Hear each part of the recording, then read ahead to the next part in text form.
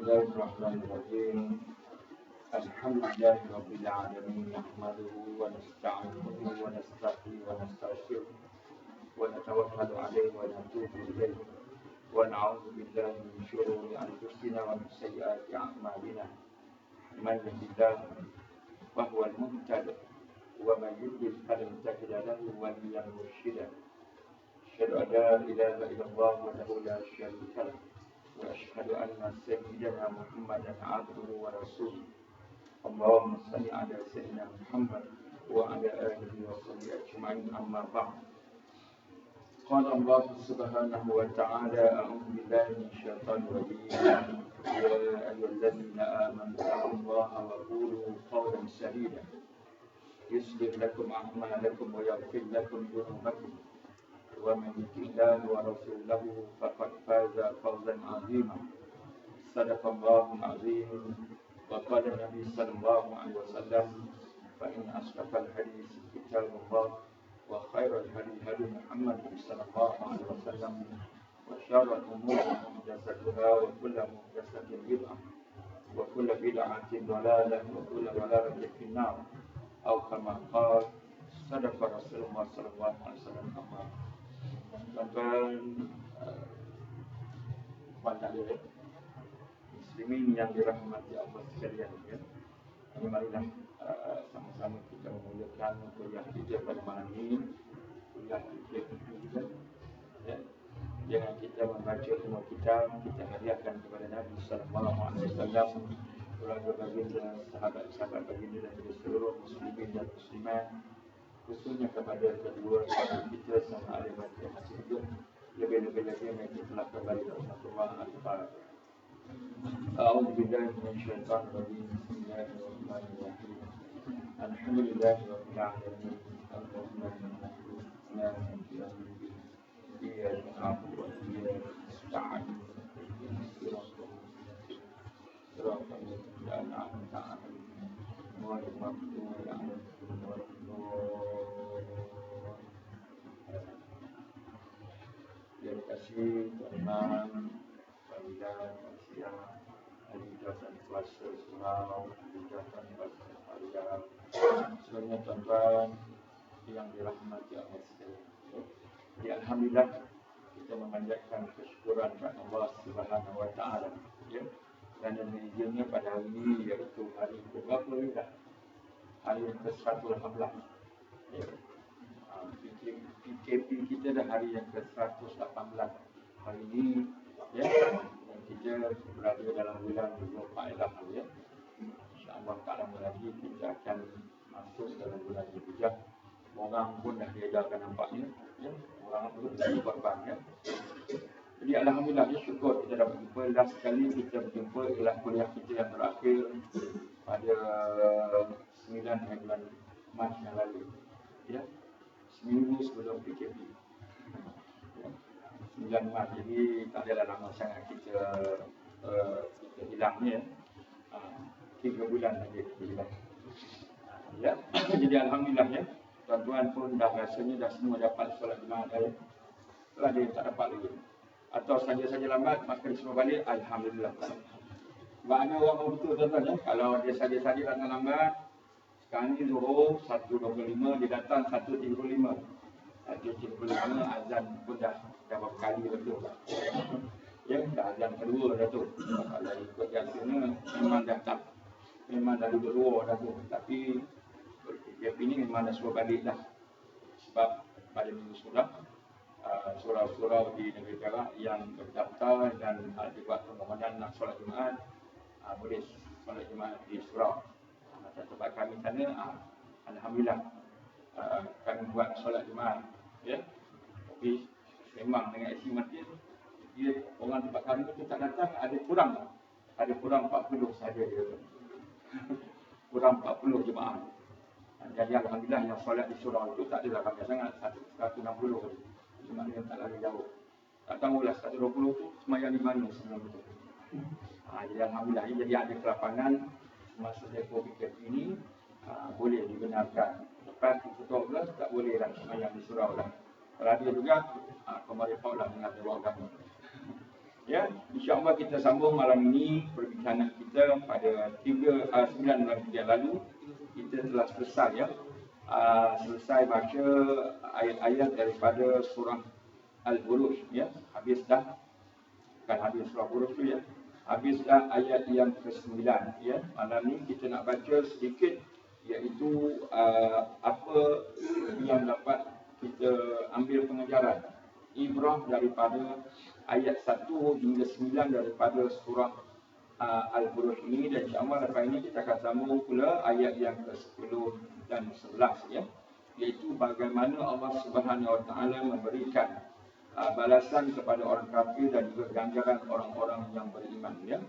Jadi tuan-tuan yang dirahmati Allah sekalian, sebelum itu kita nak melihat satu hadis Nabi sallallahu alaihi wasallam yang menceritakan tentang apabila seorang hamba itu diberikan musibah, diberikan ujian oleh Allah Subhanahu Wa Taala, maka jika sekiranya dia bersabar dengan ujian, dengan musibah itu, maka akan dikafarahkan, akan dipadamkan dosa-dosa hamba itu ya. Dalam satu hadis yang ringkas tapi padat ceritakan tentang apa yang kita sedang hadapi pada hari ini, iaitu berkaitan dengan kesakitan, kesedihan, kebimbangan, kerisauan. Maka kalau kita sabar dengan ujian itu, maka Allah akan kafarahkan dosa kita ya. Satu hadis daripada Abi Sa'id Al-Khudri dan wa Abi Hurairah radhiyallahu anhu ya. Maknanya hadis ini diriwayatkan oleh dua orang sahabat ini ya, iaitu Abu Sa'id Al-Khudri dan Abu Hurairah radhiyallahu anhu ya. Dia kata annahuma sami'a, kedua-duanya mendengar. Dua-duanya dengar ya daripada Rasulullah sallallahu alaihi wasallam bahawa Nabi pernah bersabda, ma yusibul mu'min min wasabin wala nasabin wala saqamin wala hazanin ya, hatta al-hamma yakduhumuhu illa Allah yukaffiru bihi min anhu min sayi'atih atau kama qala sadaqa Rasulullah sallallahu alaihi wasallam ya. Hadis riwayat Imam Bukhari dan Muslim ya. Apa kata Nabi sallallahu alaihi wasallam? Tidak ada seorang mukmin yang ditimpa dengan musibah, sama ada dia menderita kesakitan, sama ada dia menderita kepenatan. Sakit, siapa yang sakit? Umpamanya mereka yang positif COVID-19. Masuklah orang-orang besar di dunia pun ada dikatakan positif. Presiden Brazilnya, Presiden Bolivianya. Dan tadi dia kata, Ustaz, ada seorang pelakon Bollywood pun positif. Rai pula. Dia berkata, oleh kerana minat dia sampai artis Bollywood positif COVID-19 pun dia tahu kan. Dia bukan pula ya. Ya. Jadi maknanya orang yang menderita kesakitan ini, dan dikatakan lagi kepenatan.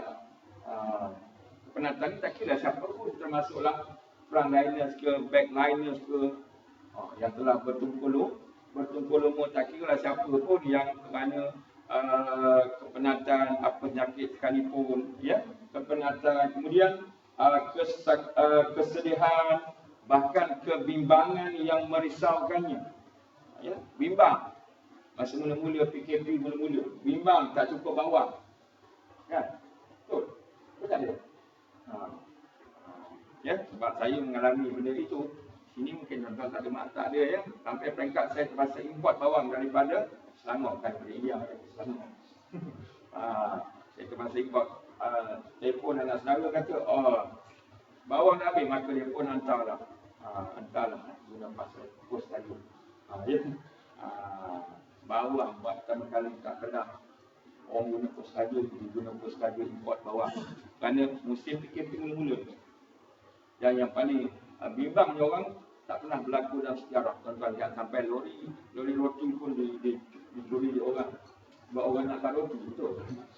Ya. Dan tak pernah berlaku dalam sejarah orang tunggu lori roti. Sebab bimbang-bimbang, takut-takut tak ada tak ada roti. Bayangkan semua duduk di rumah kan, biskut semua habis semua di mana-mana dalam badan ya. Maknanya kalau ada orang yang boleh sabar dengan benda-benda yang macam tu ya. Dia kata sini ya, kebimbangan yang merisaukannya. Melainkan Allah akan menghapuskan kesalahannya dengan sebab perkara-perkara tersebut.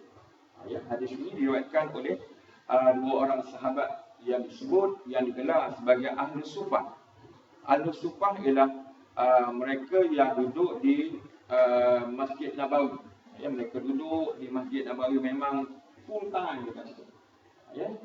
Mereka diriwayatkan ada dalam lingkungan sampai peringkat satu masa yang maksimumnya ada 400 ahli sufah.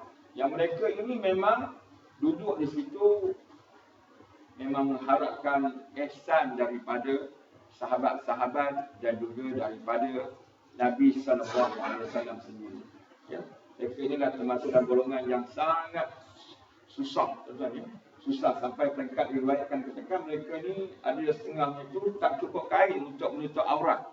Sampai peringkat mereka terpaksa berlindung di sebalik sahabat-sahabat yang lain kerana bagi menutup aurat dan sukarnya mereka dapat makanan. Memang mengharap belas ihsan daripada penduduk-penduduk Madinah pada masa itu. Ya, itu Nabi memberikan semangat kepada mereka dengan sebab mereka susah itu, sakit itu, kepenatan, risau itu, gini dan sebagainya. Maka Allah Subhanahu Wa Taala akan hapuskan segala dosa. Dan juga itu sebab dua orang sahabat yang riwayat hadis tadi, iaitu Abu Hurairah radhiyallahu an dan juga Abu Sa'id Al-Khudri. Kedua-duanya ialah di antara yang disebut oleh ulama sebagai al-muksiruna minar riwayati an Rasulullah sallallahu alaihi wasallam. Ya. Termasuk dalam golongan yang paling ramai yang terbanyak meriwayatkan hadis daripada Nabi sallallahu alaihi wasallam dan semestinya Abu Hurairah radhiyallahu anhu ya. Yang meriwayatkan paling banyak hadis iaitu sekitar 5,374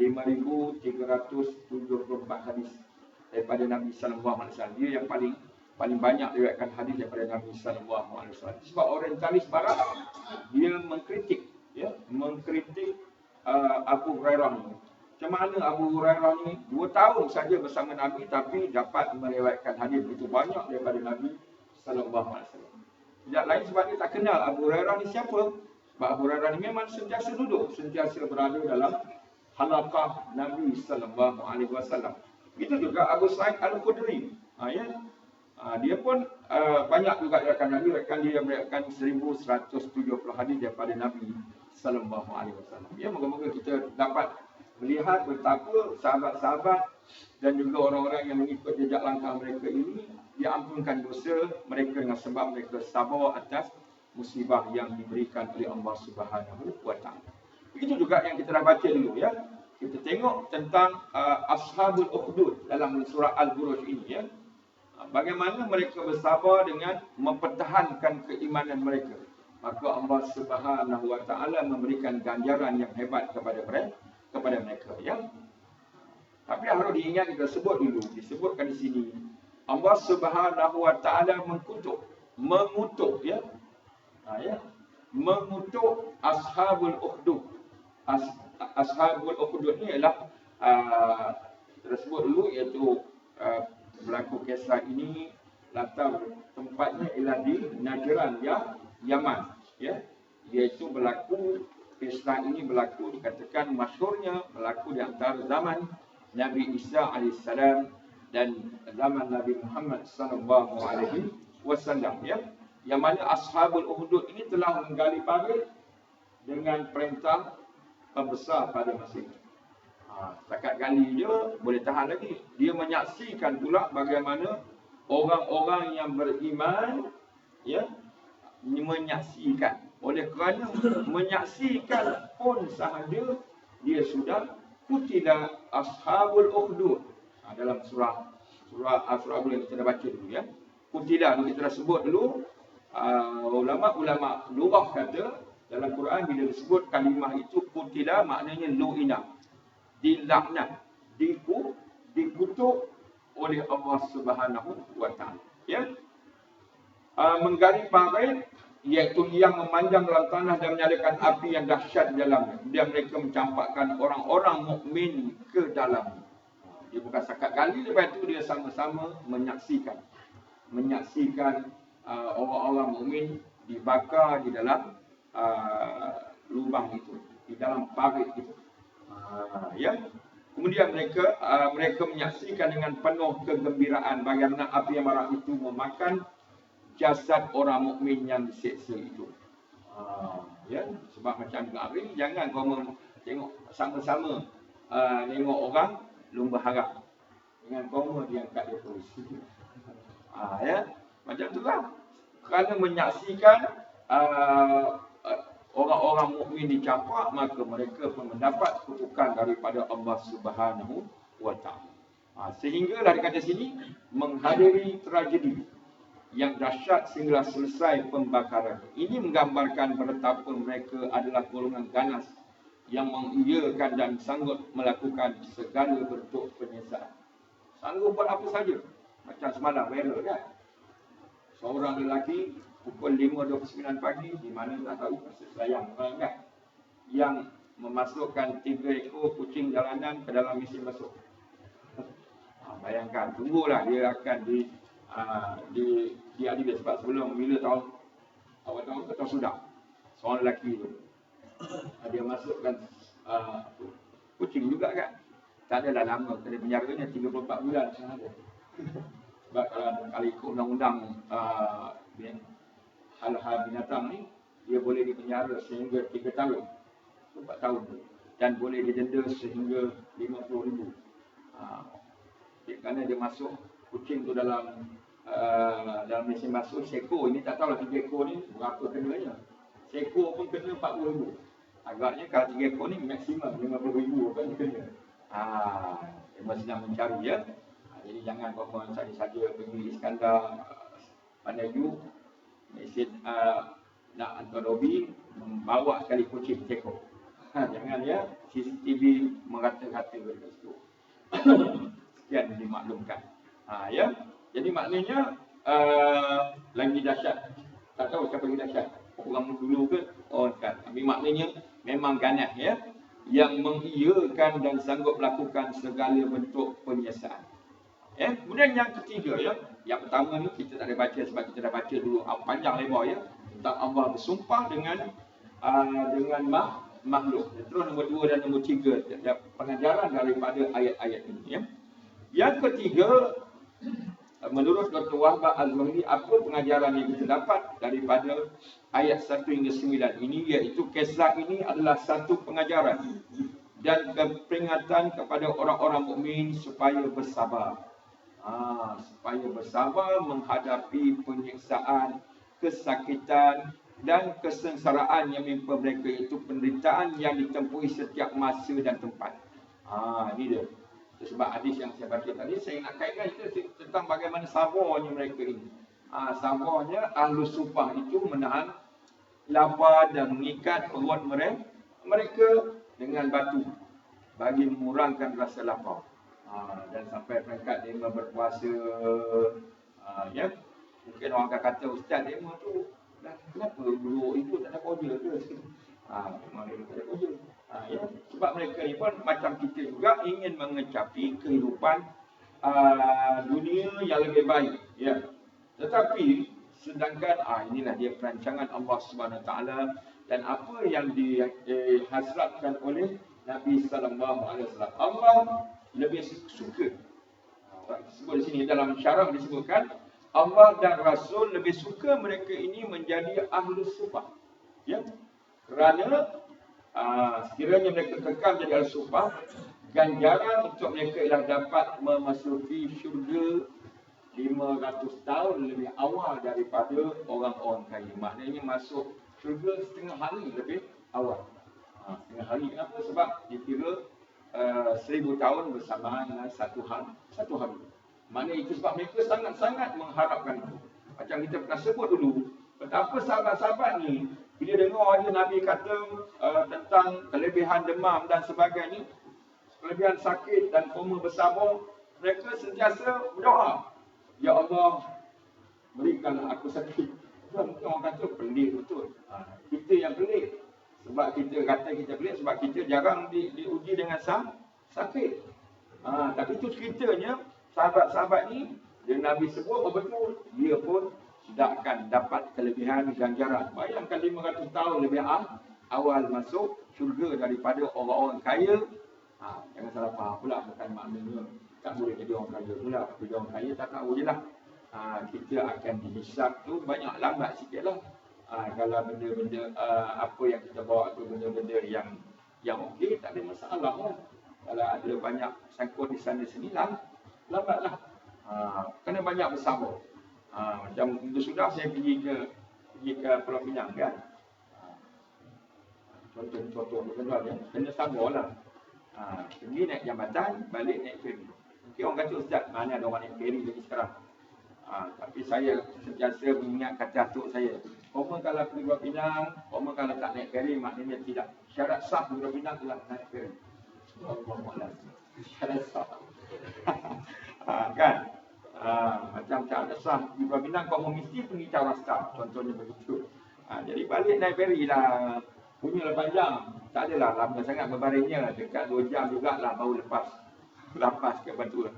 Bayang panjang tak panjang. Sampai bangunan JPN Pulau Pinang melumpuk kereta panjang. Bayang tiba-tiba ada 2-3 biji kereta potong queue. Banyak kan? Ada yang marah. Yang marah tu kita nampak cara dia marah tu, dia tak bagi orang tu masuk lah. Dia marah lah. Kita marah, kita sekadar kita diam je lah, kita nak kata apa. Sebab yang potong tu bukan kereta kecil, kereta besar. Berbahaya kata dia. Tapi dia tahu dia salah kan. Bila kita horn, dia buka tingkap, dia lambai. Tahu salah dia. Nasib baik kita tak jumpa dia. Memang Allah takdirkan saya tak jumpa dia dalam ferry itu. Walaupun ferry yang sama. Sebab dia di bawah, saya di atas. Saya duduk di ferry sebelah atas kan. Ya. Tapi kadang-kadang sabar tu. Bayangkan kita lama berpanas dekat tepi jalan tu.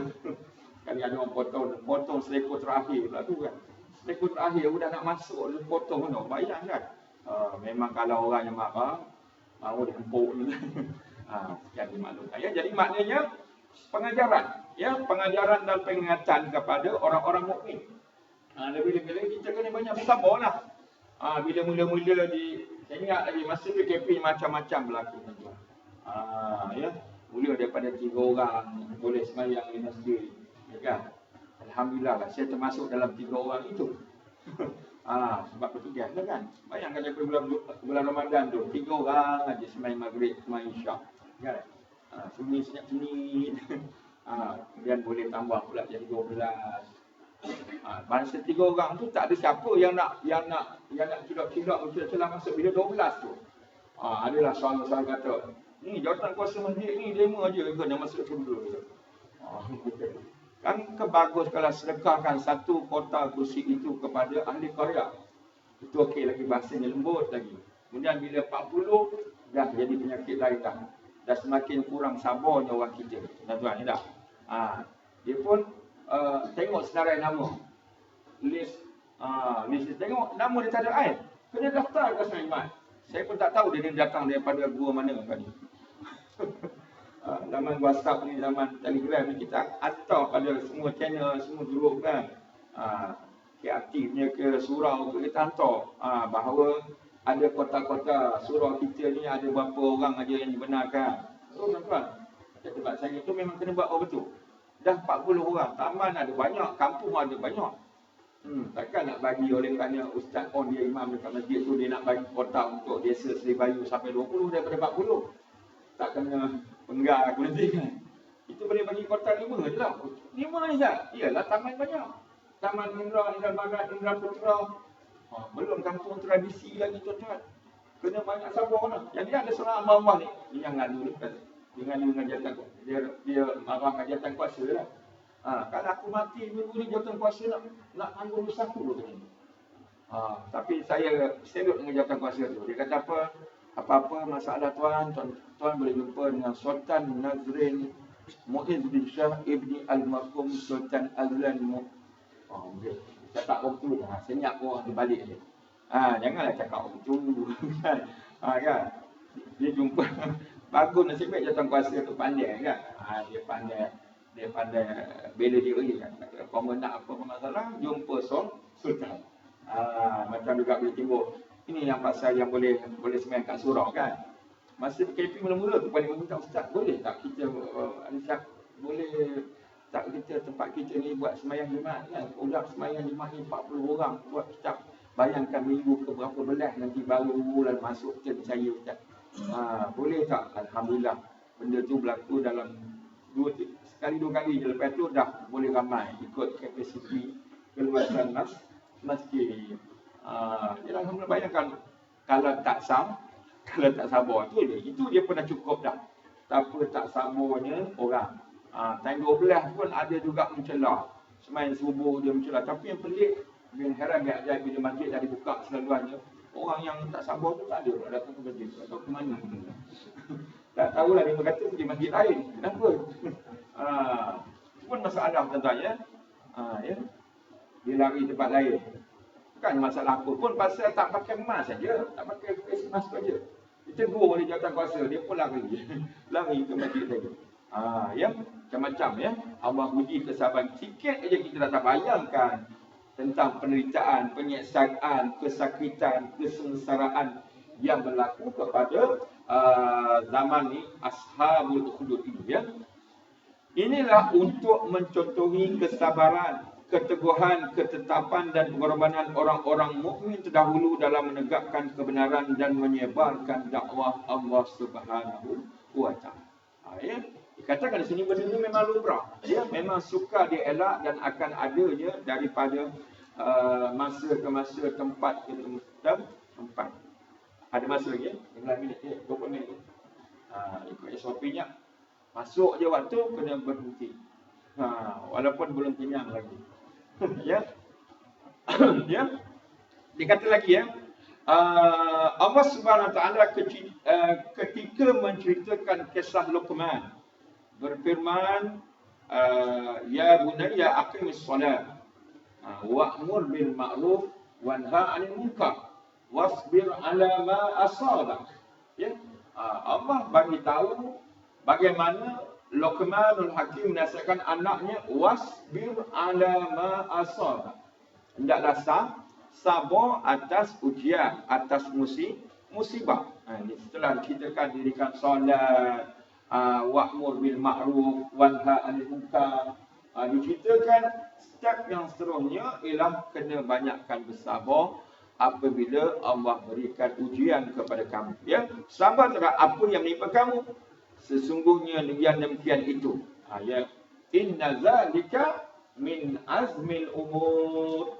Ya, yang tadi Allah rakamkan tentang Luqman Hakim dan anak itu. Allah sebut ujungnya yang demikian itu ialah min azmil umur, ialah perkara-perkara yang diwajibkan oleh Allah SWT. Maknanya wajib sabar kita. Ya, bukan sekadar kita wajib solat, wajib suruh yang makruf, wajib tegah daripada yang munkar. Allah juga memerintahkan supaya Luqman nasihatkan anaknya supaya bersabar. Bersabar dengan musibah. Ya. Itu sebab disebutkan dalam hadis yang kita biasa dengar tentang seorang yang sebesar-besar jihad. Inna min a'zamil jihad. Ya. Sebesar-besar jihad iaitu kalimata adlin inda sultanin ja'ir. Atau kama qala sadaqa Rasulullah sallallahu alaihi wasallam. Ya.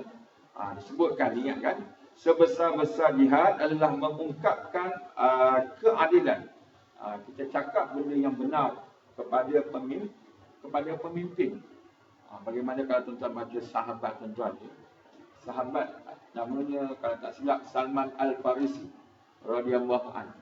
Dia pernah pada masa itu Khalifah Umar Al-Khattab radhiyallahu anhu baru saja dilantik menjadi khalifah. Bila dilantik, tengok Khalifah Umar ni dia pakai baju ni besar baju ni. Ni memang saiznya Khalifah Umar ni memang besar. Jadi Salman Al-Farisi berkata, mengikut riwayat cerita, dia tegur terus. Dia tegur Khalifah Umar. Ya Umar, kau pakai ambil kain dia mana tu? Boleh besar kau punya jubah tu.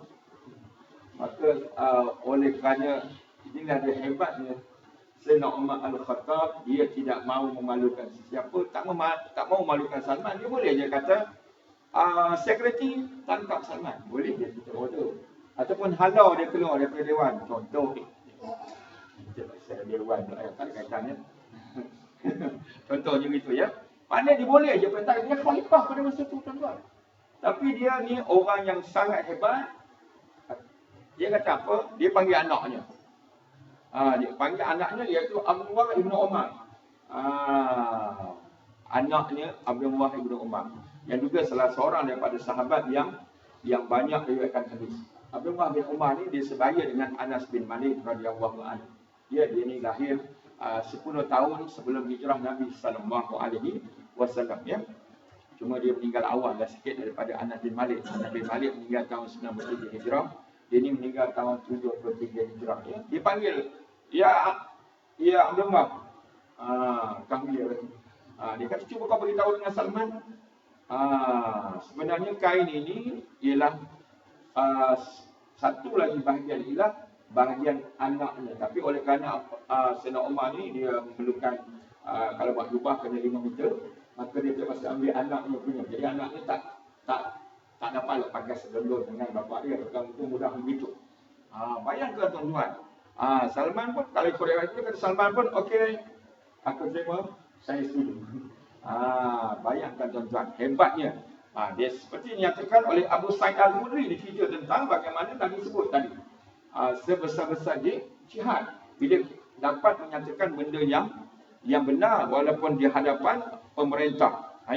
Inda sultani jair. Tapi ini di sisi pemerintah yang zalim. Tapi dengan Sayyidina Umar dah sudah semestinya ia ialah pemerintah yang ada. Tapi dalam keadaan itu pun dia berani menyatakan kebenaran. Ya, ramai kalangan sahabat Nabi. Dulu kita dah tuan-tuan kalau baca sejarahnya, ramai kalangan sahabat Nabi yang diuji dengan berbagai ujian seperti dibunuh, disalib dan diazab dengan kejam. Termasuklah kalau tuan-tuan baca kisah iaitu anak kepada Sayyidatina Asma binti Abu Bakar, iaitu Abdullah bin Zubair bin Al-Awwam. Tuan-tuan kalau melihat dia ni Allah berikan kelebihan kepada Asma ni, umurnya panjang. Dia di antara sahabiah yang umurnya panjang sampai dia meninggal tahun 70 ke 70 macam tu lah. Hijrah, maknanya lepas sedikit daripada Abdullah ibn Abbas radhiyallahu anhuma. Ya, Abdullah ibn Abbas meninggal tahun 68 hijrah. Dia meninggal tak bekong itu je, tak 70 hijrah lebih. Dia panjang umurnya tuan-tuan. Asma bin Abu Bakar, iaitu ipar Nabi. Ya, ipar Nabi juga. Ya, isteri Nabi Sayyidatina Aisyah binti Abi Bakr radhiyallahu anhuma ya. Bayangkan ini anak kepada maknanya anak saudara Nabi. Dan yang menunjukkan bagaimana Asma ini dia menyaksikan. Ya, bayangkan dia menyaksikan sendiri yang anaknya dibunuh, disalib oleh Yusuf As-Saqafi ya. Salah seorang pemimpin di zaman Raja Umayyah. Tentang kalau baca sejarah ni ya. Banyak cerita tentang Yusuf ni, As-Saqafi ni. Yang mana banyak ramai ulama yang mengkritik ya, netizen mengkritik dia. Tapi dalam kitab Bidayatul Hidayah dia sebut ya, jangan kita mengutuk-utuk, mencela orang macam itu, sebab dia ada jasa dia dan koma tu, koma cela dia, koma dah tentu akan dapat bahagian koma dia hal dia lah. Kita ni begitu. Tuan-tuan boleh tengok dalam kitab Bidayatul Hidayah tentang bagaimana ada ulama yang dia agak lain sikit, dia ada pendapat yang berbeza dengan ulama-ulama pada masa itu ya. Kemudian dikatakan lagi, namun mereka tetap sabar dan tidak terkesan sedikit pun daripada ujian itu. Contohnya kisah Khabbab kita sebut ya. Di sini disebut ini Khubayb, Khabbab ya. Khabbab al-Irth ya, ataupun al-Arad. Dia ada kadang-kadang dia ada pelbagai versi sebut ya. Khabbab al-Arad ya, yang diseksa sampai kulitnya ya. Sampai benda tu berbekas kata silap zaman Sayyidina Umar ke Sayyidina Uthman ya. Dia Sayyidina Umar atau Sayyidina Uthman tu dia nak tengok sendiri bagaimanakah rupanya siksaan yang diberikan kepada Khabbab ni. Khabbab ni pernah mengadu kepada Nabi sallallahu alaihi wasallam, bilakah Allah akan bantu kami? Mata nasrullah, bilakah akan bantu datang pertolongan daripada Allah Subhanahu wa taala. Ala inna nasrallahi qarib. Quran sebut pertolongan, bantuan daripada Allah itu, nusrah daripada Allah itu adalah hampir. Teruskan bersabar, teruskan berdoa. Ya. Sebab sabar dalam Quran disebutkan, sebab ulama-ulama dahulu tuan-tuan, dia mengajar supaya kita doa supaya jadi orang sabar. Allah maja'alna minas sabirin. Ya, sebab dalam surah Baqarah, dia bila sebut tentang sabar, ganjarannya ialah syurga tuan-tuan.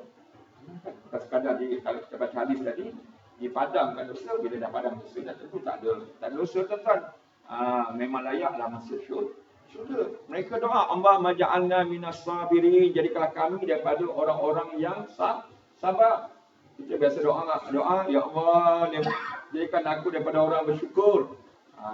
Tak ada masalah kan, memang dalam surah Sabah ada sebut, wa qalilun min ibadiyas syakur. Ya, bagaimana ada sahabat yang berdoa, ya Allah, jadikanlah aku daripada golongan yang sedikit. Maka ditanya, kenapa kau minta jadi golongan yang sedikit? Maka dia bacalah ayat itu, wa qalilun min ibadiyas syakur.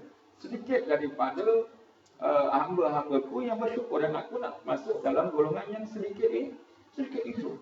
Tak apa, kita teruskan jadi golongan, minta doa supaya kita syukur, doa jadi orang yang sabar. Ya, pertempuran bagaimana semasa dalam tahanan, kita melihat bagaimana imam-imam mujtahid pun, Abu Hanifahnya, ya, Imam Hambalinya, Imam Hanafi dalam Imam Abu Hanifah ni pun dibayangkan semuanya dapat ujian daripada pemerintah pada masa itu. Ya. Kemudian apa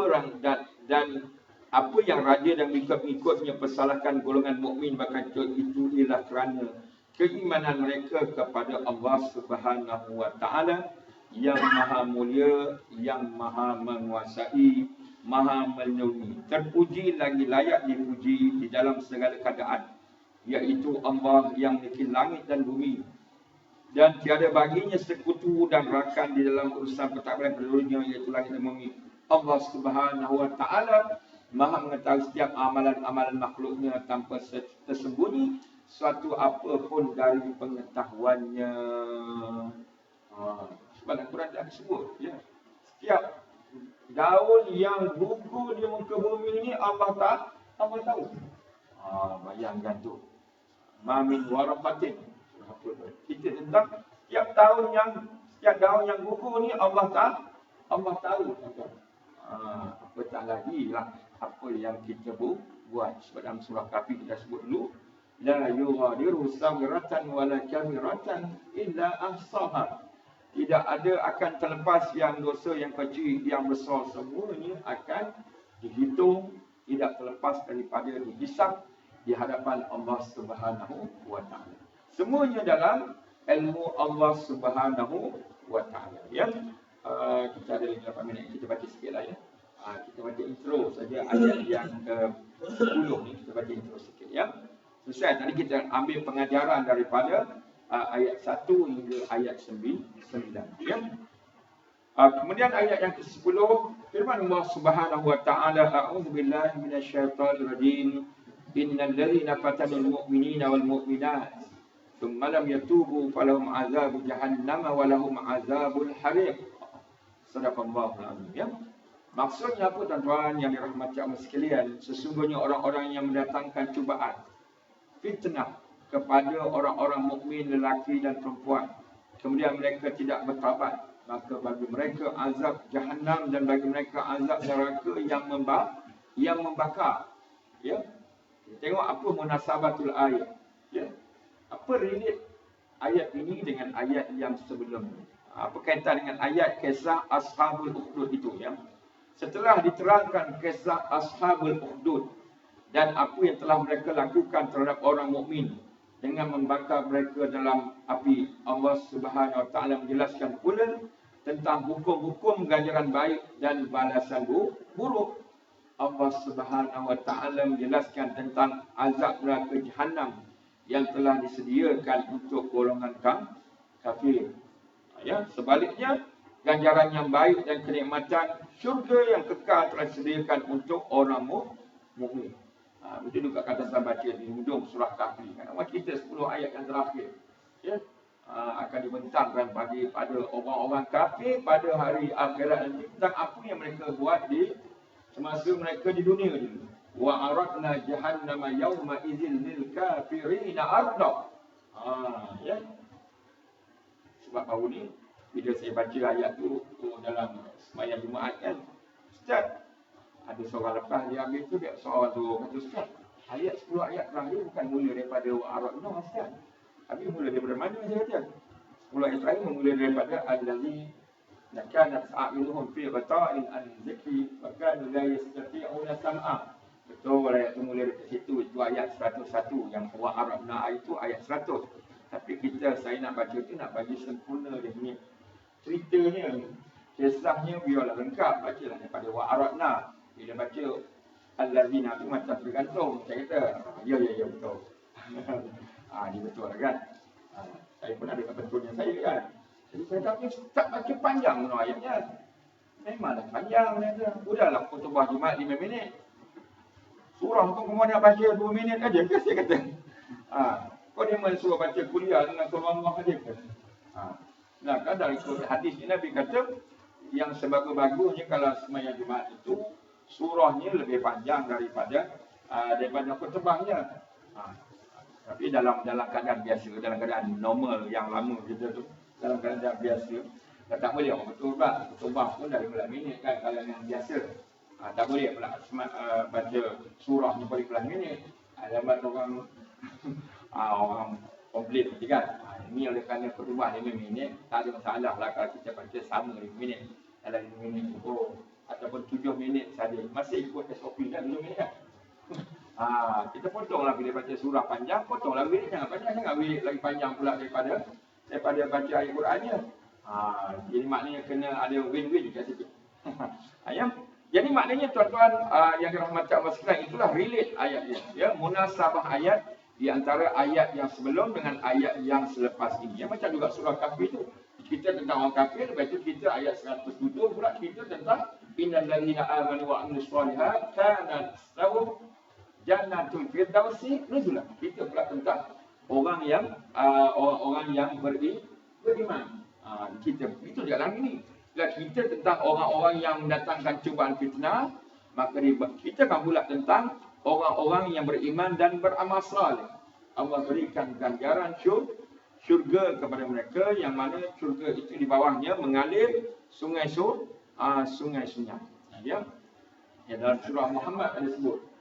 Dalam syurga nanti ada sungai, iaitu sungai daripada madu, sungai daripada susu, wa anharun min labanin, kemudian sungai daripada labanin susu, wa asalin, daripada madu, kemudian min khamrin, sungai daripada arak, lazzatul lisyaribin, lazat. Itu dia ada ganjaran kepada orang-orang yang beriman. Ya. Kemudian tafsir dan ulasan ayat 10 insya-Allah kita sambung pada bulan hadapan. Terima kasih atas perhatian tuan-tuan. Moga-moga apa yang kita dengar pada malam ini jadikan pengajaran, terutamanya tentang kesabaran golongan-golongan, terutamanya sahabat-sahabat, juga tabi'in, orang-orang yang terdahulu daripada kita, yang mereka itu beriman dengan Allah Subhanahu Wa Taala. Moga-moga kita juga diberikan kesabaran oleh Allah Subhanahu Wa Taala. Wallahu Subhanahu Wa Taala a'la wa a'lam. Aqulu qouli hadza wa astaghfirullahal azim li wa lakum. Assalamualaikum warahmatullahi wabarakatuh. Bismillahirrahmanirrahim. Alhamdulillahirabbil alamin. Salatu wassalamu ala asyrafil anbiya'i wal mursalin sayyidina Muhammad wa ala alihi washabbihi ajma'in. Allahumma ja'alna minas sabirin, Allahumma ja'alna minas sabirin, Allahumma ja'alna minas sabirin. Allahumma faqihna fid din wa 'allimna at-ta'wil wa hadina as-siratal mustaqim. اللهم أرنا الحق حقا وارزقنا اتباعه وأرنا الباطل باطلا وارزقنا اجتنابه. اللهم اجعلنا من الذين يستمعون القول فيتبعون أحسنه برحمتك يا أرحم الراحمين. اللهم سلمنا والمسلمين من وباء COVID-19 وغيره برحمتك يا أرحم الراحمين. ربنا آتنا في الدنيا حسنة وفي الآخرة حسنة وقنا عذاب النار. ربنا تقبل منا دعاءنا إنك أنت السميع العليم وتب علينا يا مولانا إنك أنت التواب الرحيم. والحمد لله رب العالمين. تقبل الله.